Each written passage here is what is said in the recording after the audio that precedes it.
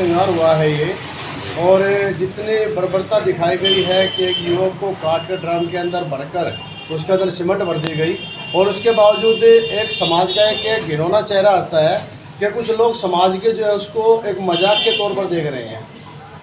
देखिए, हमारे देश के अंदर, देश उत्तर प्रदेश के अंदर, मेरठ के अंदर एक ये दुर्भाग्यपूर्ण घटना हुई जो कि एक लड़की ने, जिसका नाम मुस्कान था, मुस्कान ने अपने प्रेमी के साथ मिलकर अपने पति की जो हत्या की, जबकि वो जन्मदिन के, अपनी बेटी के जन्मदिन के शुभ अवसर पर अपने बच्चों से मिलने आया था। वो नेवी में नौकरी करता है, जिसका नाम सौरभ राजपूत है।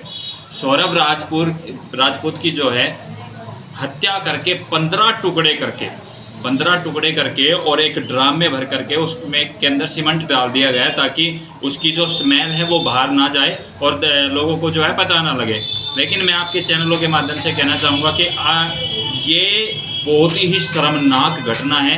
ऐसी औरतों को, ऐसी लेडीज़ों को सख्त से सख्त सज़ा मिलनी चाहिए।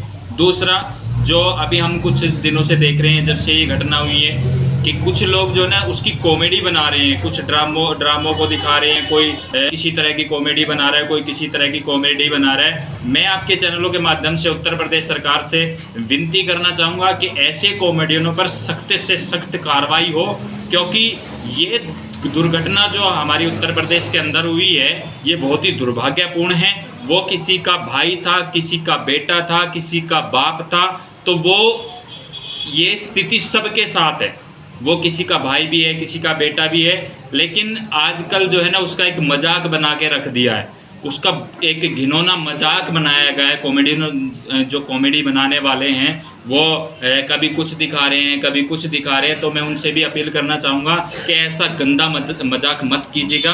वो किसी का बहन, किसी का भाई है, किसी का बेटा है, वो घटनाएं आपके साथ भी हो सकती हैं। तो मैं आपके चैनल के माध्यम से निवेदन करना चाहता हूँ उत्तर प्रदेश सरकार से कि ऐसे दरिंदों पर, जो उसका प्रेमी था वो उस प्रेमी पर भी, और उसकी पत्नी थी मुस्कान, उस पर भी ऐसी एक सज़ा मिले, उनको फांसी की सज़ा मिले, ताकि आने वाले समाज में, आने वाले कल्चर में उसका एक ऐसा मैसेज जाए कि कोई भी ऐसी दुर्घटना को अंजाम पुनः न दे सके। क्या कहेंगे राहुल जी कि ये समाज का कौन सा चेहरा सामने आ रहा है कि क्या परिवार से बच्चे दूर हो रहे हैं, इस कारण से चीज़ आ रही है? देखिए, यही भी बात है कि आजकल ना तो समय है बच्चों को माँ बाप के पास बैठने का, और ना ही माँ बाप को समय है बच्चों के पास बैठने का। तो कहीं ना कहीं संस्कार की जो बातें हैं वो निकल कर आती हैं, कि अगर उनके अंदर हम संस्कार अच्छे डालेंगे, और मैं बहन बेटियों से भी निवेदन करना चाहूँगा कि अगर आपको कोई पसंद नहीं है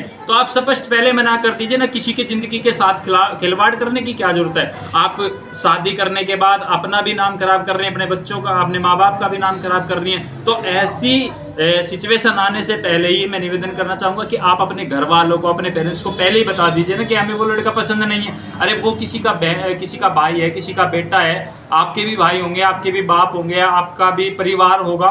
तो जो सिचुएशन आप दूसरों के सामने लाके खड़ी करते हैं वो आपके सामने भी आ सकती है। ये लड़की के माता पिता ने ही पुलिस को इस चीज़ की जानकारी दी है कि हमारे दामाद को कुछ पता नहीं मिल रहा है, बेटी बार बार छुपा रही है। देखिए, मैं ऐसे माँ बाप को सलाम करना चाहूँगा, प्रणाम करना चाहूँगा कि ऐसे माँ बाप ने आगे आकर अपनी बेटी के लिए सज़ा की मांग की है। लेकिन मैं आपके चैनलों के माध्यम से निवेदन भी करना चाहूँगा कि हर माँ बाप को अपने बच्चों का पता होता है कि कौन किस लाइन में जा रहा है।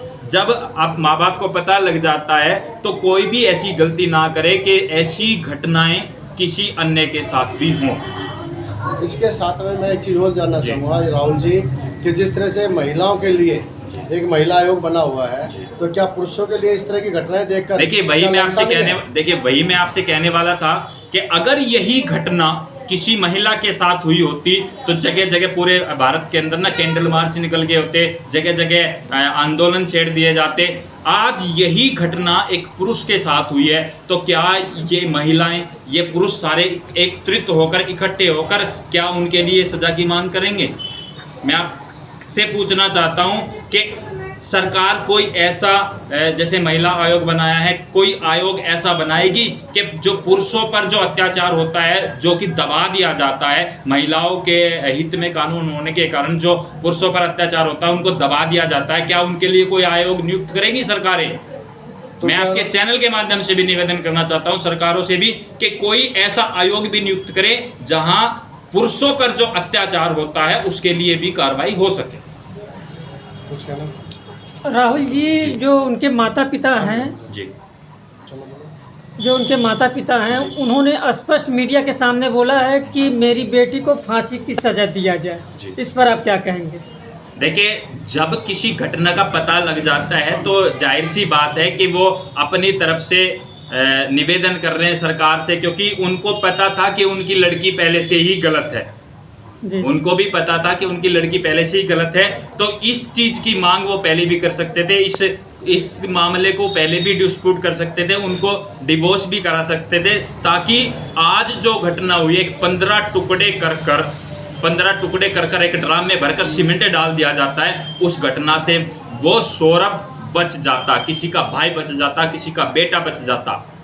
वो जो उसके साथ बाद में वो आज जो वो मांग कर रहे हैं, अगर वो उस पर पहले ध्यान दे लेते तो शायद हो सकता था कि ये घटना हमारे सामने ना आती। और कई मीडिया वाले दिखा रहे हैं कि साहिल शुक्ला एक तांत्रिक था जो तंत्र मंत्र के माध्यम से उसका जब घर का इंक्वायरी किया गया, मीडिया ने उनके घर को दिखाया तो उसमें कई चित्र चिपके हुए थे, कई चित्र लगे हुए थे। देखिए, साहिल की जहाँ तक बात करें, साहिल की जो इनकी जो ऑडियो रिकॉर्डिंग है वो सामने आई है, आप उसको ध्यान से देखिएगा। साहिल ने पहले से भी स्पष्ट कर दिया था कि वो उसके साथ कोई रिश्ता नहीं रखना चाहती है, लेकिन मुस्कान ने उसे मजबूर किया। मुस्कान